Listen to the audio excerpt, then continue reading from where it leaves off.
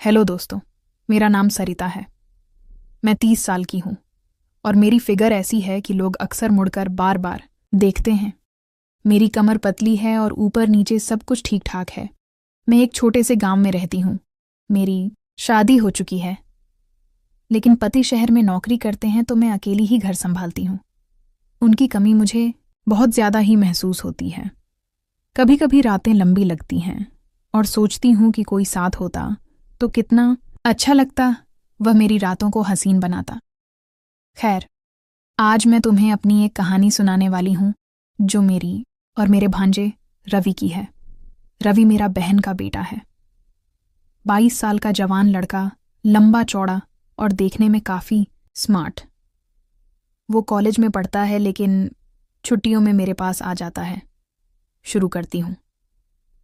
ये बात पिछले साल की है, जब रवि गर्मियों की छुट्टियों में मेरे घर आया। मैंने सोचा अच्छा है, घर में कोई तो रहेगा, वरना अकेलापन खाता है। रवि ट्रेन से उतरा और सीधा घर आया। मैं दरवाजे पर खड़ी थी। गर्मी की वजह से पसीने से तर थी और मेरी साड़ी थोड़ी चिपक रही थी बदन से। वो आया, मुझे गले लगाया और बोला, मौसी कितने दिनों बाद मिले।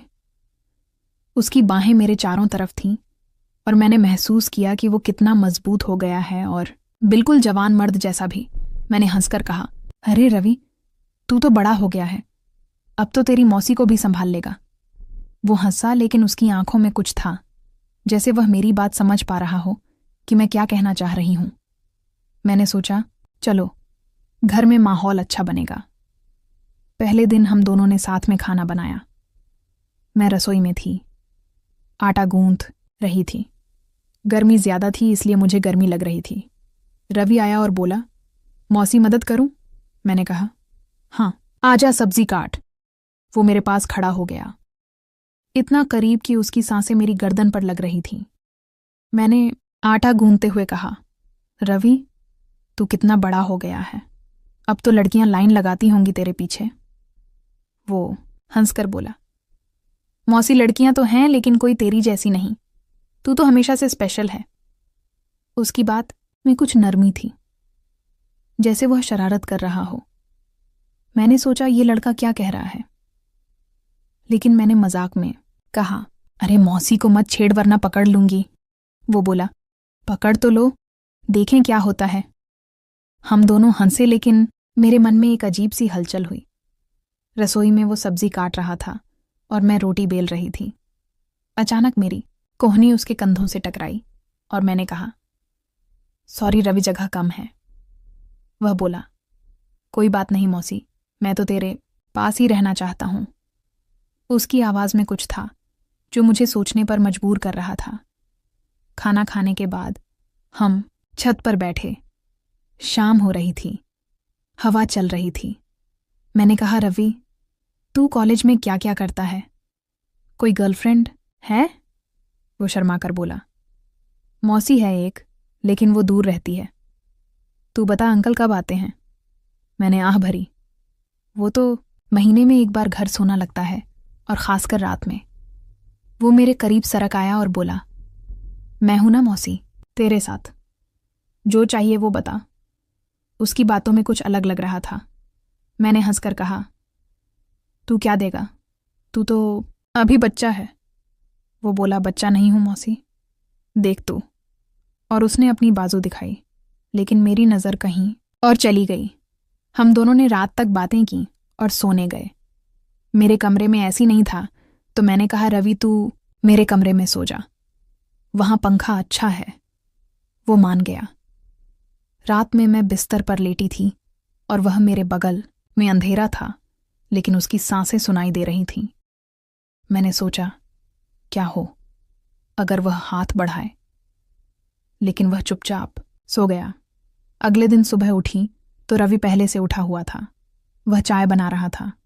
मैंने कहा, वाह रवि, तू तो बड़ा काम का है। वो बोला, मौसी तेरे लिए कुछ भी। हमने साथ में नाश्ता किया। फिर मैंने कहा, चल आज गांव की सैर करें। लेकिन हम घर से बाहर नहीं निकले, क्योंकि मैंने सोचा घर में ही समय बिताएं।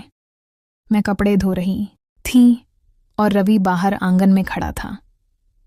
मैं बाल्टी में कपड़े डाल रही थी और पानी छलक रहा था। मेरी साड़ी भीग गई थोड़ी और वह देख रहा था। मैंने कहा, क्या देख रहा है रवि?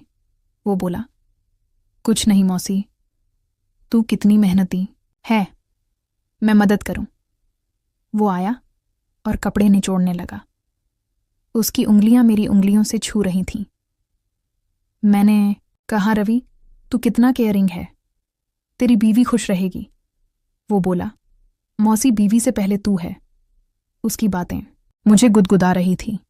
दोपहर में हम दोनों ने साथ में टीवी देखा। कोई प्यार की फिल्म चल रही थी। हीरो हीरोइन प्यार कर रहे थे और मैंने कहा, देख रवि कितना प्यार है इनमें।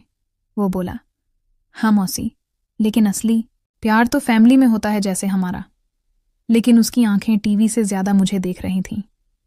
शाम को मैंने कहा, रवि आज मैं तुझे मालिश करूं, तू थक गया होगा ट्रेन से। वो बोला, हाँ मौसी करना। वो बोला, मौसी तेरे हाथ कितने नरम हैं। और कर मैंने मालिश की और वो आएं भर रहा था।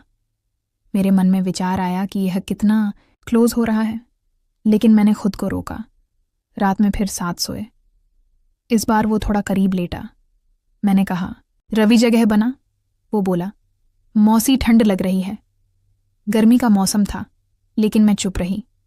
रात भर मैं सोचती रही कि क्या हो रहा है। तीसरे दिन हमने घर की सफाई की। मैं झाड़ू लगा रही थी और रवि पोछा कर रहा था। मैं नीचे झुकी थी और वो पीछे से आया। मैंने कहा, अरे सावधान रवि। वो बोला, सॉरी मौसी, लेकिन तू कितनी फ्लेक्सिबल है। मैं हंसी, लेकिन अंदर से गर्मी महसूस हुई। दोपहर में मैंने कहा, चल रवि हम कुछ गेम खेलें। हम लूडो खेलने लगे। हर बार वह जीत रहा था और बोला, मौसी अगर मैं जीता तो तू क्या देगी? मैंने कहा, जो तू कहे वो। बोला, एक चॉकलेट। मैंने हाँ कहा और वो जीता। उसने मुझे अपनी माँ की तरह गले लगाया लंबे समय तक। मैंने कहा, बस रवि, लेकिन वो बोला, मौसी कितना अच्छा लगता है। शाम को हम बालकनी में बैठे। मैंने अपनी जिंदगी की बातें बताई, कैसे शादी के बाद अकेलापन है।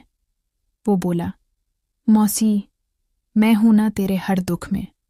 उसने मेरा हाथ पकड़ा, मैंने छुड़ाया नहीं। रात में सोते समय वो बोला, मौसी एक कहानी सुना। मैंने सुनी और वो मेरे कंधे पर सर रखकर सुन रहा था। चौथे दिन सुबह रवि ने कहा, मौसी आज मैं तुझे ब्रेकफास्ट बनाकर दूंगा। वो रसोई में गया और मैं देख रही थी। वो अंडे फोड़ रहा था और मैंने कहा, रवि तू कितना स्किल्ड है। वो बोला, मौसी तेरे लिए सीखा है। हमने साथ खाया और फिर मैंने कहा, चल घर के पीछे वाले बगीचे में जाएं। वहां फूल तोड़ रहे थे। मैं एक फूल तोड़ रही थी और कांटा चुभ गया। रवि ने मेरा हाथ पकड़ा। मैंने कहा, रवि क्या कर रहा है? वो बोला, दर्द कम होगा मौसी। लेकिन मैंने कहा, ठीक है। दोपहर में हम किताब पढ़ रहे थे। मैं एक नवेल पढ़ रही थी और रवि ने पूछा, क्या पढ़ रही हो? मैंने कहा, प्यार की कहानी। वो बोला, मुझे पढ़कर सुना। मैंने पढ़ा और वो सुनते हुए मेरे करीब आ गया। शाम को हम योगा करने लगे। मैं स्ट्रेच कर रही थी और वह देख रहा था। मैंने कहा, तू भी कर। वो मेरे पीछे खड़ा हो गया और मेरी मदद करने के लिए। मैंने महसूस किया उसका स्पर्श। रात में वह बोला, मौसी मुझे नींद नहीं आ रही। मैंने कहा, मेरा सर दबा। वो दबाने लगा और उसके हाथ मेरे बालों में थे। 5वें दिन हमने घर में ही डांस किया। रेडियो पर गाना चला और मैंने कहा, चल रवि डांस करें। वो बोला, हाँ मौसी। हम डांस कर रहे थे और वह मुझे पकड़ रहा था। गाना रोमांटिक था और हम करीब आ गए। मैंने कहा, बस। रवि थक गई, लेकिन वह बोला, और करो ना दोपहर में। मैंने उसे अपनी पुरानी फोटो दिखाई, मैं जवान थी उनमें, और वो बोला, मौसी तू कितनी सुंदर थी। मैंने कहा, अब भी हूं वो हंसा। शाम को हम चाय पीते हुए बातें कर रहे थे। वो बोला, मौसी अगर मैं कहूं कि मैं तुझे पसंद करता हूं तो मैंने कहा, कैसे पसंद? वो बोला। सब तरीके से मैं चुप रही। रात रात में सोते समय वो मेरे पैर दबाने लगा। फिर कहा, बस। ऐसे ही दिन बीतते गए। हर दिन रवि करीब आता लगता था। उसकी बातें, स्पर्श, सब में कुछ था जो मुझे उकसा रहा था। मैं सोचती कि क्या हो अगर हम लाइन क्रॉस कर दें, लेकिन मैं मौसी हूं, वो भांजा। फिर भी माहौल गर्म होता जा रहा था। एक दिन हम घर की अलमारी साफ कर रहे थे। मैं ऊपर छड़ी थी और रवि नीचे से पकड़ रहा था। वह देख रहा था। मैंने कहा, नीचे देख रवि। वो बोला, मौसी तू कितनी सुंदर है। मैं नीचे उतरी और उसने मेरा हाथ पकड़ लिया। हम दोनों एक दूसरे की आंखों में देख रहे थे। लगा जैसे कुछ होने वाला है, लेकिन तभी दरवाजे पर दस्तक हुई। पड़ोसी आया था। दूसरे दिन रवि ने कहा, मौसी, आज मैं तुझे सरप्राइज दूंगा। वो बाजार से कुछ लाया, लेकिन मैंने नहीं देखा। शाम को वह बोला, आंख बंद कर। मैंने की और उसने मेरे गले में नेकलेस डाला। मैंने कहा, ये क्या रवि? वो बोला, तेरे लिए। मैं खुश हुई और उसे गले लगाया। उस रात वो बोला, मौसी, मैं तुझे कभी अकेला नहीं छोड़ूंगा। मैंने कहा, तू मेरा भांजा है, हमेशा साथ रहेगा। लेकिन उसकी आंखों में कुछ और था। धीरे धीरे छुट्टियां खत्म होने लगी। रवि उदास लग रहा था। एक शाम वो बोला, मौसी, मुझे तेरे बिना अच्छा नहीं लगेगा। मैंने कहा, मैं भी। वो मेरे करीब आया और बोला, क्या हम कुछ स्पेशल कर सकते हैं? मैंने पूछा, क्या? वो चुप रहा। रात में वो मेरे बगल में लेटा और हाथ मेरे कंधे पर रखा। मैं सिहर गई, लेकिन हटाया नहीं। सोचती रही कि क्या होने वाला है। आखिरी दिन रवि ने कहा, मौसी, मुझे कुछ बताना है। मैं डर गई। वो बोला, मैं तुझे बहुत प्यार करता हूं, लेकिन जैसे मौसी को। लेकिन मैंने देखा कि तू अकेली है तो मैंने सोचा तेरे लिए कुछ करूं। मैंने कहा, क्या? वो बोला, मैंने तेरे लिए एक लड़का देखा है, मेरा दोस्त। वो तुझे खुश रखेगा।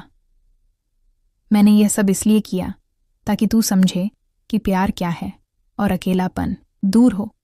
मैं तेरे भांजे से ज्यादा कुछ नहीं। मैं स्तब्ध रह गई।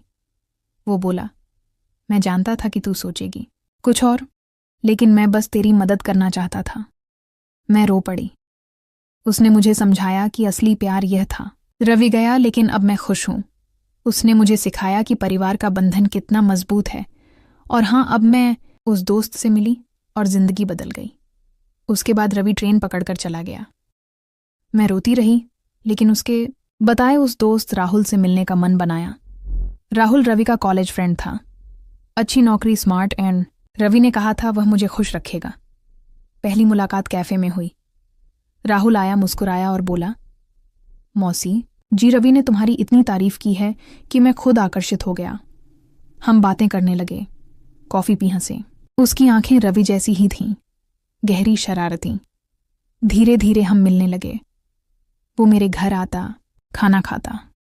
रातें बातों में बीतती। लेकिन असली झटका तब लगा जब 1 महीने बाद राहुल ने अपना फोन छोड़ा घर पर। मैंने चेक किया गलती से और वहां चैट्स थी रवि के साथ। रवि लिख रहा था, यार मौसी फंस गई ना, अब तू एंजॉय कर। मैंने तो पूरा सेटअप किया था। वो अकेली थी। मैंने चालू किया, तू खत्म कर, शेयर कर फोटोज। और राहुल, ब्रो थैंक्स, वो कमाल की है, तेरी मौसी नहीं हमारी। अब मैं स्तब्ध रह गई। रवि का वो परिवार का बंधन वाला ड्रामा सब झूठ वो शुरू से प्लान कर रहा था।